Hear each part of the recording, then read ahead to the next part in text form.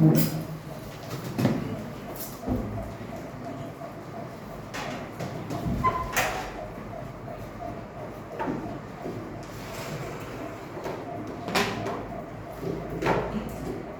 buenos días, que Dios les bendiga. Nos sentimos honrados con la presencia de cada uno de ustedes en este día. Y deseo que el Señor les bendiga, les fortalezca y les sustente en todas las áreas de sus vidas. Que hoy puedan descansar en la presencia del Señor. Que el Señor nos hable en el día de hoy. Iniciamos lo que el mundo denomina Semana Santa. Y es interesante que el mundo rechaza a Cristo, al Salvador del mundo, pero sin embargo le da espacio, como la Navidad, como la Semana Santa. Hoy el mundo católico está recordando lo que es la entrada triunfal. Y es una semana que tenemos que aprovechar para poder hablar, para poder compartir el Evangelio de Jesucristo. Cristo vino a este mundo 2000 y tantos años atrás para pagar el precio por nuestros pecados.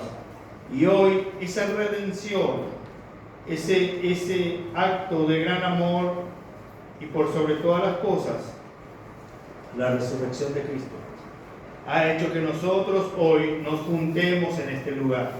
Sin la resurrección de Cristo nuestra fe iba a ser en vano. Pero la resurrección de Cristo hizo posible de que surgiera la iglesia.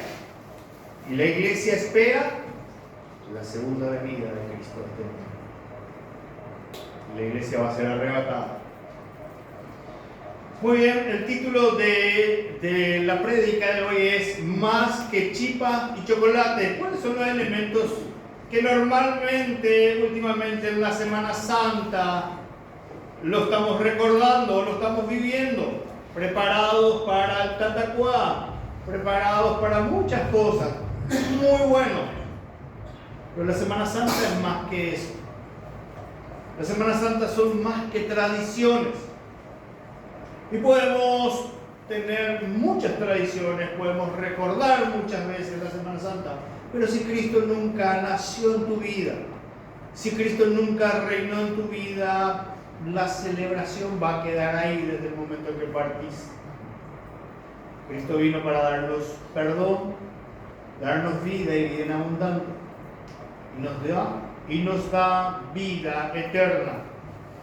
Karl Barth, uno de los teólogos, dice así: el nombre de Jesús define un hecho histórico y marca el punto donde el mundo desconocido se corta con el mundo conocido. Como Cristo Jesús es el plano que está más allá de nuestra comprensión, Cristo marcó dos etapas en este mundo: antes de Cristo y después de Cristo. Algo que los ateos no pueden negar. Por eso es imposible negar la existencia de Dios.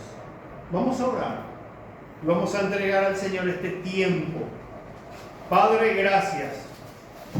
Gracias, mi Dios, te damos por tu amor. Gracias te damos, mi Señor, por tu gran misericordia. Gracias te damos por tu fidelidad. Y mi Dios, queremos entregarte este tiempo en tus manos. Pedirte, mi Señor, que tú nos hables. Y gracias, Padre, por este privilegio inmerecido que me das, de poder abrir tu palabra, de poder compartir. Y, Señor, que tu Espíritu Santo, Señor, se conecten a ti. Que nada nos pueda distraer en este momento. Gracias, Padre, por cada uno de los presentes. Bendito sea tu nombre, en el nombre de Cristo Jesús. Amén y amén. Estábamos diciendo entonces que la Semana Santa es más que chipa y chocolate. ¿Por qué la chipa? Porque es algo tradicional de Paraguay. ¿Y los chocolates? Por los huevos de Pascua. Abuelos, tíos, tías, ¿cuántas veces nos hemos endeudado con la tarjeta de crédito por comprar ese huevo de Pascua más grande? Novios, y acá hay muchas mujeres, ¿cuántas veces han recibido su chocolate y instan y te dicen: amor, ¿me vas a comprar el chocolate? Por favor. Entonces, es rico el chocolate. Entonces, a mi señora le encanta. Entonces, el título es Más que chipa y chocolate.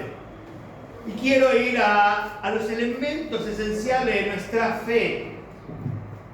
Quiero ir a cómo es que el proceso de nuestra fe tiene elementos o condimentos. Y quiero basarme en 3 puntos. Y no creo que desarrolle los 3 puntos. Tranquilo. Lo vamos a hacer breve. Me pusieron un reloj más grande allá. O estoy viendo mejor nomás. Si estoy viendo mejor, eso es bueno. Siempre fue grande el reloj. Siempre fue grande, no me fijé nomás.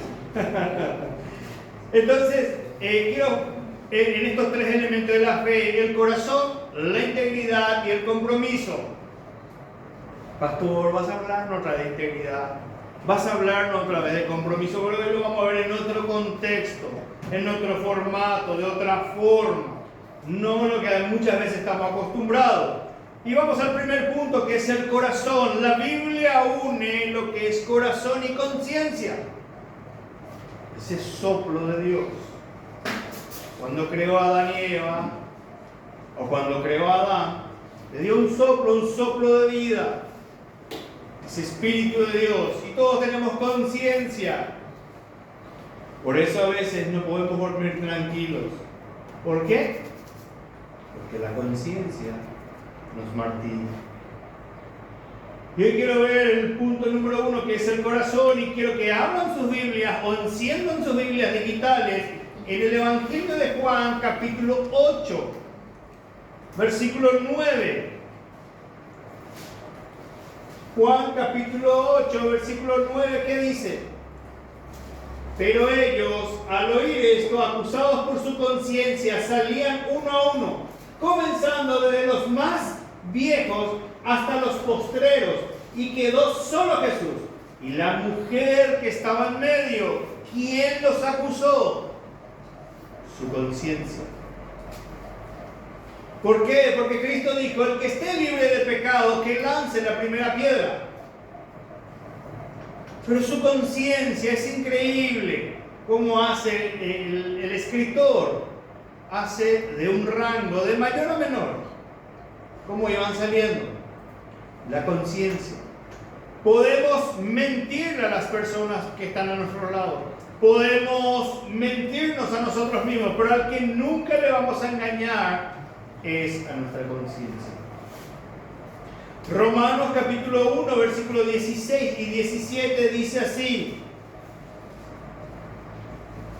porque no me avergüenzo del Evangelio, porque es poder de Dios para salvación, primeramente para el judío y también al griego, porque en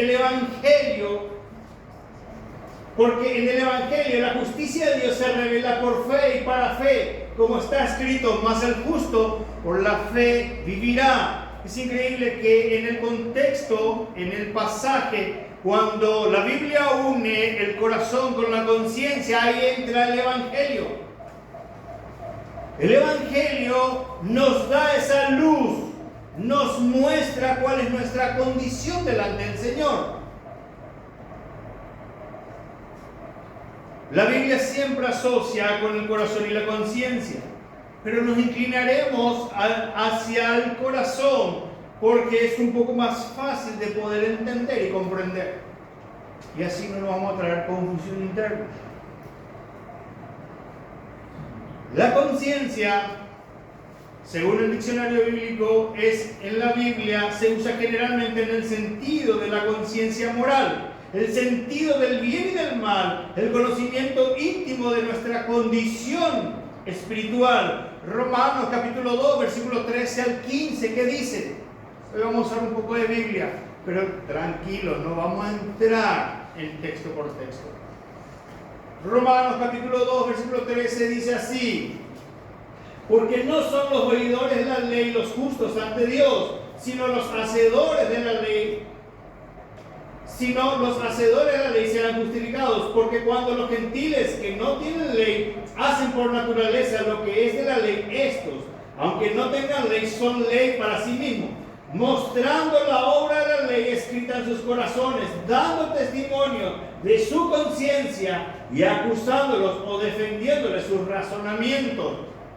Cuando escuchamos el Evangelio, cuando aprendemos del Evangelio, ¿qué es lo que ocurre? Nuestra conciencia nos muestra dónde estamos parados. La luz de la palabra del Señor nos demuestra que estamos alejados de Dios. El Espíritu Santo nos da esa luz que necesitamos. Pero Cristo es el que nos purifica. Cristo es el que nos limpia.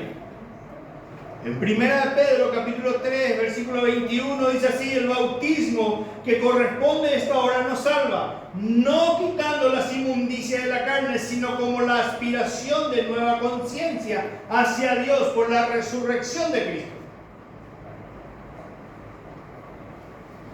El corazón y la conciencia se unen. Y a través de las Escrituras nos muestra cómo estamos parados delante del Señor. Y nos demuestra quiénes somos realmente delante del Señor. ¿Por qué? Porque según el diccionario bíblico, el corazón es el corazón es a menudo mencionado en la Escritura como un asiento de los afectos y las pasiones, también de la sabiduría y del entendimiento. En Proverbios 4:23 que dice: sobre toda cosa guardada, guarda tu corazón. ¿Por qué el Señor nos demanda que guardemos nuestro corazón? ¿Por qué el Señor nos demanda que guardemos o cuidemos nuestro corazón? Porque de ahí salen todo lo que es nuestras pasiones, ya sean buenas o ya sean malas. Pero la fe, la ley o la palabra del Señor es el que pone el equilibrio y es el que da el trazado al camino que tenemos que ir. Por eso el elemento fundamental de nuestra fe o de la fe cristiana es la cruz de Cristo. La cruz tiene que ser un símbolo de victoria sobre la muerte. La cruz de Cristo tiene que ser un símbolo de consuelo y esperanza. Al hablar de la cruz en términos cristianos nos debe traer esperanza, nos debe animarnos, nos debe fortalecer, nos debe ayudar a que podamos crecer. Pero ¿qué pasa muchas veces? Nuestros corazones no cuidamos delante del Señor y empieza a tener problemas nuestra fe. ¿Por qué hay pastores que dudan de su fe? ¿Por qué hay hermanos que tienen años de vida? Porque dejaron de alimentar el corazón con cosas espirituales. Tenemos que entender que el corazón es el que traza en el camino del Señor. Pero muchas veces recostarnos o dejar que el corazón solo nos guíe nos va a llevar por malos caminos. ¿Por qué? Porque engañoso es el corazón, dice la Escritura. Pero ¿quién es el que traza y pone el equilibrio en nuestras vidas? Es las Escrituras. La Biblia es el que marca el camino en nuestras vidas. Y nuestra conciencia es el que nos demuestra cómo estamos realmente delante de Cristo. Podemos celebrar la Navidad, podemos celebrar las tradiciones de Semana Santa, podemos tener lindos planes. Pero, ¿cómo está tu fe delante del Señor? Hoy se está recordando que 2000 y tantos años atrás la gente armó una algarabía, una fiesta, un manto de palmas y todo era fiesta porque Cristo estaba entrando en la ciudad de Jerusalén y estaban gritando: ¡Hosana! ¡Bendito sea el Rey! Y esa escena se parece mucho a cuando nosotros tomamos decisión por Cristo esa primera vez. Todo era fiesta, todo era algarabía, todo era un entusiasmo que le predicábamos o hablábamos de Cristo hasta nuestra sombra. ¿Qué pasó con ese primer amor? ¿Vos te acordás cuando le entregaste primera vez? O sea, una vez nomás nos entrega la vida de Cristo, ¿verdad? Pero ¿vos te acordás cuando le entregaste a Cristo tu vida? ¿Vos te acordás de esa emoción, de esa pasión que tuviste? ¿Te acordás de esa algarabía y que tu corazón estaba vacío? Y cuando le dijiste, Señor, te reconozco como mi único y suficiente Salvador, algo llenó dentro de vos y vos no podías explicar eso, pero sentías un gozo, sentías una alegría, sentías una satisfacción que solamente vos y Dios podían experimentar. ¿Qué pasó con ese gozo? ¿Qué pasó con esa felicidad? ¿Qué pasó con nuestra fe que todo lo esperaba en Cristo? Que todo lo creía en Cristo, que todo descansaba en Cristo, que todo dependía de Cristo. ¿Qué pasó de nuestra fe? Podemos hablar históricamente de la entrada triunfal, de lo que Cristo hizo, pero lo esencial es cómo está nuestra fe hoy parada. ¿Cómo estamos hoy delante del Señor? Eso es lo esencial. ¿Cómo está nuestra fe? ¿Cómo está caminando nuestra fe delante del Señor? ¿Será que hemos dejado de alimentar nuestro corazón con cosas espirituales? ¿Será que hemos dejado de alimentarnos con la palabra del Señor?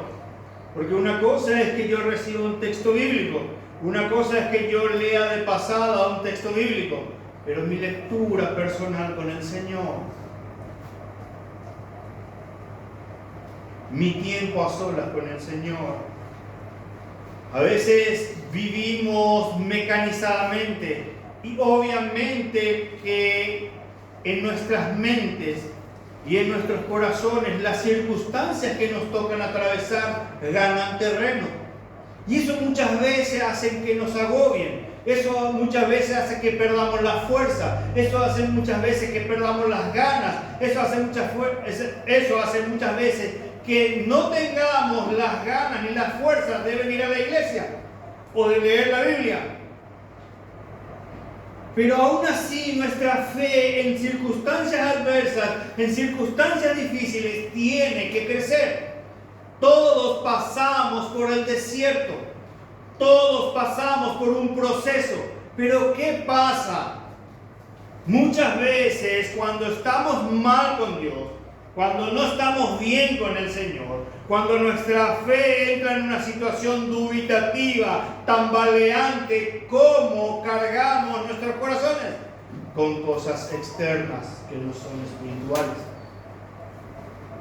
¿Cómo? Estoy triste.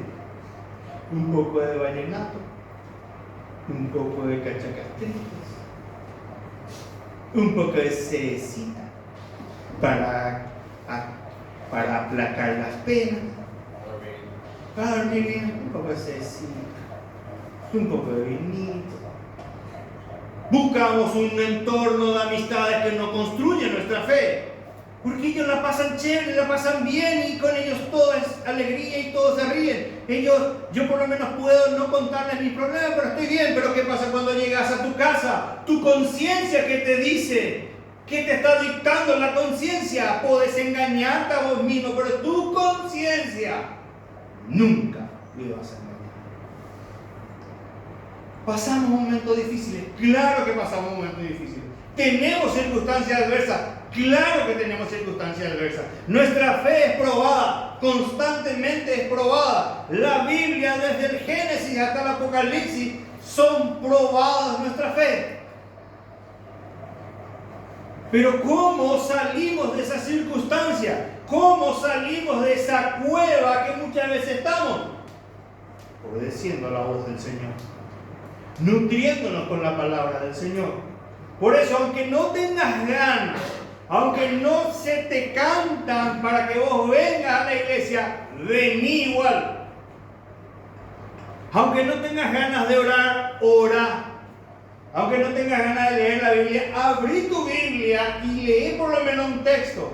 Aunque no tengas ganas de saber nada del mundo cristiano porque te decepcionó, te defraudó, te rompió el corazón y falló a tu confianza, a escuchar por lo menos música cristiana. Si la música, ya sea de su género, género se dice, vallenato, cachaca, cumbia o rock o lo que sea, dependiendo de los gustos ahí, ya son letras deprimentes y no te traen esperanza. ¿Cómo te va a ayudar? Ahora, toma un pack y después sentate a orar, a ver si oras, o sentate a leer la escritura, a ver si vas a leer la escritura, o ver si las ganas de venir a la iglesia al día siguiente la tenés. ¿Me entienden? Alimentamos muchas veces nuestro corazón con cosas externas. ¿Y qué dice Proverbios 3:5? Fíjate de Jehová de todo tu corazón y no te apoyes en tu propia prudencia. ¿Qué es lo que te está diciendo? No te apoyes en lo mucho que vos sabés. No te apoyes en tus conceptos de experiencia. No te apoyes en las cosas que no te convienen muchas veces. Hay cosas que la Biblia no prohíbe, pero la Biblia dice que seamos sabios en qué momento hacer y en qué momento no hacer. Tal vez hayas planificado una Semana Santa, tal vez hayas preparado ciertas cosas para hacer. Pero ¿qué espacio le vamos a dar a Dios? ¿Qué espacio le vamos a dar al Señor para una lectura bíblica? ¿Está dentro de ese plan de Semana Santa? Yo no estoy en contra, no digan, no, el pastor ya otra vez, no le gusta nada, él está en contra. No, yo quiero que los miembros y los hijos de Dios vayan de vacaciones, que descansen, que reposen, que se tomen su tiempo. Pero que ese tiempo también sea un tiempo que reflexionen, que reflexionemos de cómo está nuestra fe, en quién nos estamos apoyando, qué círculo de amigos estamos teniendo, qué nos falta para volver a recobrar esa fe apasionada que teníamos cuando entraba Cristo, como esa entrada triunfal, esa entrada victoriosa en nuestra vida. Son esos tiempos que el Señor nos da. Seamos buenos administradores. Yo no digo que compartas un tiempo con tu pareja brillante, pero tenemos que tenerlo todo a la luz de la palabra del Señor. ¿Me explico? Sin entrar en detalles. Por eso tenemos que entender que la base esencial de nuestra fe, hablo del punto de nuestras vidas, y lo que tenemos que cuidar es nuestro corazón, porque de él mana toda la vida, porque de él se desarrolla todo lo que hacemos. ¿Por qué? Porque es parte esencial de nuestras emociones. Cuando somos adolescentes, acá hay muchos adolescentes, cuando tenemos la primera rotura de nuestro primer amor, parece que el mundo se terminó para nosotros. Parece que ya no tenemos fuerza. Y ustedes no todavía, chicos, ustedes no. Estoy hablando de otros adolescentes. Ustedes tienen prohibido también que se les rompa el corazón de ese primer amor. ¿Entienden? ¿Por qué cuando estamos distanciados, peleados con nuestras parejas, nuestro corazón se aflige? Algo nos falta, ¿verdad? ¿Por qué hijos, a los hijos que están acá, cuando no estamos bien con nuestros padres, las cosas no nos salen? Nuestro corazón tiene que estar alineado a Dios para que caigan bendiciones. No todas las bendiciones son materiales. Deseo que Dios les llene de bendiciones. Deseo. pero tenemos que aprender a que la palabra de Dios centre en nuestros corazones. Por eso en el centro de la Biblia, en Salmo 118:8, dice: mejor es confiar en Jehová que confiar en el hombre. Tenemos que aprender a confiar en Dios. Tenemos que aprender a caminar con Dios. Y tenemos que dejar que nuestro corazón se deleite en el Señor, aun cuando estamos en la cueva. ¿Cuántas veces estuvimos en la cueva de no querer saber nada, de estar angustiados, de estar decepcionados? No muchas veces porque nosotros propiciamos, sino porque muchas veces las personas que nos rodean nos llevaron a esa cueva. Tenemos hijos. Mi hijo está en la adolescencia. Y estamos en una nueva transición. Cuando era chico, espectacular era. Ahora está en la adolescencia. Mi hijo tiene un carácter firme. Y voy luchando con su carácter. Antes, mis padres luchaban de otra forma. A garrotazos, a cintarazos. Y le mando saludos a mi papá y a mi mamá. Nos vemos después. Están enfermos. Están con esta peste. Pero antes le miraban mal a mi papá y ligaba. No hay conversa, dice el brasilero. No se hablaba. Ligaba y terminó la historia. Encerrado. Hoy en día tenés que sentarte, el psicólogo de la escuela, el psicólogo de esto, el psicólogo de aquello. La palabra del Señor instruye al niño en su camino. Por eso no te digo que él venga a lo que estoy diciendo, eso no hay que decir nada. Ya que el pastor dijo esto, no es así. Seamos sabios. ¿Me entienden? A ese punto no hago, hermano. Entonces, hay circunstancias que nos afligen. Y doy gracias, entre paréntesis, porque acá tenemos hermanos profesionales en la psicología. Doy gracias al Señor por sus vidas, porque son de gran bendición para la iglesia. No estoy en contra, no hay que pensar eso, hermano, porque yo estoy a favor, ellos saben bien, y yo quiero que la iglesia tenga profesionales y que a través de su profesión sirvan al Señor. Deseo estudiantes. Estudiar. Entonces, el corazón va asociado a la conciencia. Y Dios nunca va a ser por coincidencia las cosas. Siempre va a tener un propósito. Tu conciencia, mi conciencia es lo que realmente nos va a demostrar quiénes somos delante del Señor. Y en el otro punto era la integridad. Pero no la integridad del punto de vista de lo que solemos hacer o en cuanto al punto de vista de la santidad. Si no, me quiero ir al Salmo 119:8. En la primera parte, Salmo 119, Salmo 119:80. Salmo 119:80 dice así: sea mi corazón íntegro en tus estatutos, para que no sea yo avergonzado. Y me quedo en la primera parte: sea mi corazón íntegro en tus estatutos. Estatutos, chicos, a los adolescentes me dirijo, es la palabra del Señor o es la ley. ¿Entienden? Entonces, yo quiero ir del punto de vista de lo que es nuestro carácter. Las personas dicen: wow, ¿cómo cambió fulano de tal o fulana de tal? El Evangelio hace eso. El Evangelio transforma nuestras vidas. Pero a la medida que muchas veces nos alejamos de las cosas esenciales que alimentaban nuestra fe, que llenaban nuestra fe, que llenaban nuestros corazones con cosas espirituales, volvemos a tomar poco a poco ese viejo hombre. Como decía Juan Calvino: me bauticé, pero ese viejo hombre carnal, desgraciado, sabía nadar y me perseguía. Y muchas veces nosotros dejamos que ese viejo hombre vuelva a tomar posesión.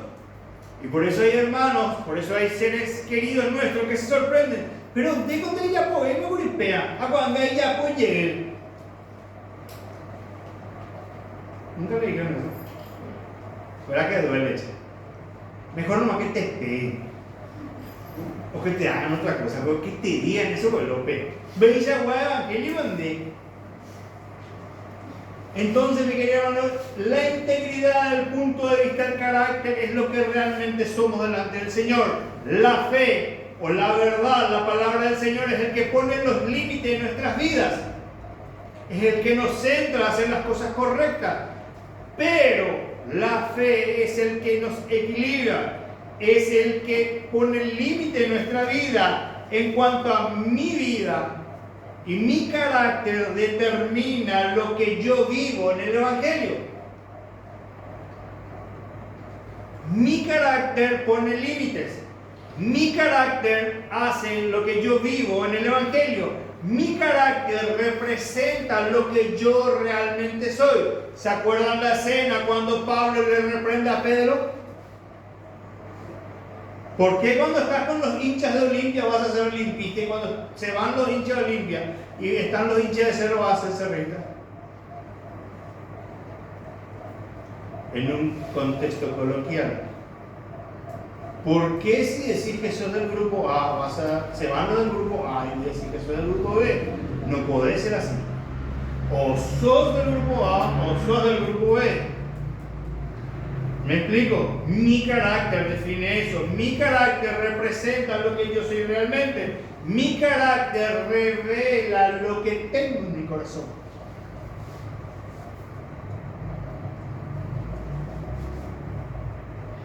Mi carácter representa lo que es mi pasado, mi presente y mi futuro. Ah, pastor, no es así. Pregúntenle a la hermana que es psicóloga. Si no hay un aplomo, si no nos marca una pauta, si no traza una línea, esas cosas. Mi carácter demuestra o revela nuestros motivos reales. Hermanos queridos, tenemos que aprender a trabajar con la palabra del Señor. Podemos tener años de vida cristiana, podemos enseñar la palabra del Señor, pero si yo no dejo que realmente opere la palabra de Dios en mi vida, vamos a estar siempre en el mismo lugar. Mi carácter no va a ser transformado, mi vida no va a ser transformada, y la persona de Cristo nunca va a trabajar en mi vida. ¿En qué etapa de tu vida cristiana estás? ¿En qué etapa de tu fe estás?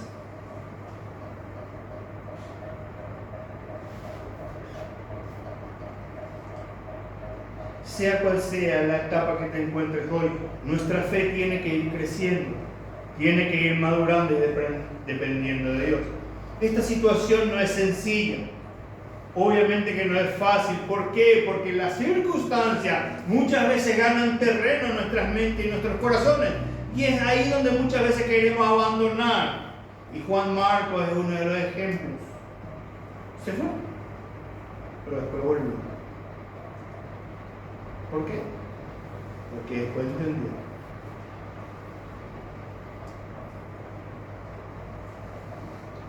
Y Juan Marcos no es un hermano de la iglesia. Es uno de los personajes que están en la Biblia. Para que no busquen después en los contactos ahora. Juan Marcos, no es así. Entonces, mis queridos hermanos, así como grandes mujeres, siervas del Señor y grandes hombres del Señor, vivieron etapas de circunstancias difíciles, adversas y complicadas, pero ¿qué hicieron? Aprendieron a depender del Señor. Que nuestra fe nos ayude a depender siempre del Señor. ¿Cómo? Mirando la cruz de Cristo. Al mirar la cruz de Cristo nos tiene que dar esperanza, consuelo, fortaleza, y por sobre todas las cosas nos tiene que dar ese amor hacia los demás. Así como Cristo nos amó, nosotros tenemos que amar a los demás. Por eso el Señor Jesucristo dijo: ánimo, yo he vencido al mundo. Mi paz os dejo, mi paz os doy. Yo no la doy como el mundo la da. Y cuando hizo la gran comisión, ¿qué dijo? Yo estaré con vosotros hasta el fin de los días. Son promesas que Dios tiene para tu vida y para mi vida. Por eso no tenemos que dejar de alimentar nuestra fe y nuestros corazones con cosas espirituales. Te puedes dar ciertos gustos, pero limitadamente. Que eso no sea la base de tu felicidad, o de tu consuelo, o de tu esperanza, o de llenar ese vacío que tienes. No. Que sean las Escrituras, que sea la palabra del Señor, que sea en un mundo espiritual, que sea en un contexto espiritual, lo que realmente necesitamos y deseamos. Que aprendamos en esta Semana Santa, no solamente pensemos en la chipa y los chocolates, sino que reflexionemos de cómo está nuestra vida delante del Señor, cómo está nuestra fe, cómo está nuestro corazón. Y dejemos circunstancias que no nos ayudan a crecer en el camino del Señor. Que Dios bendiga sus vidas, que Dios les fortalezca, que Dios les sustente, que Dios supla todo lo que estén necesitando.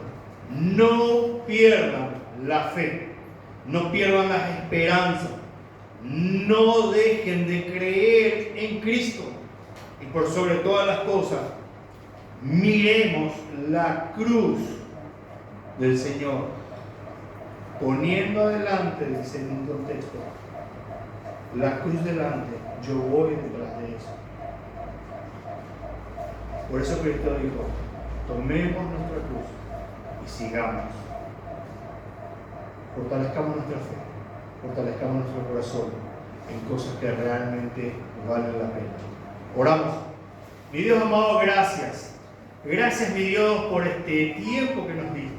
Ayúdanos, mi Dios, a que nuestra fe crezca, a que nuestra fe madura, que nuestra fe sea alimentada a través de cosas que realmente valen la pena. Y Señor, bendice a cada uno de los presentes, sustenta sus vidas. Señor, suple lo que ellos estén necesitando en la semana. Y bendice, Señor, a cada uno de nuestros hermanos. Te damos gracias, Padre, por todo. En el nombre de Cristo Jesús. Amén y amén.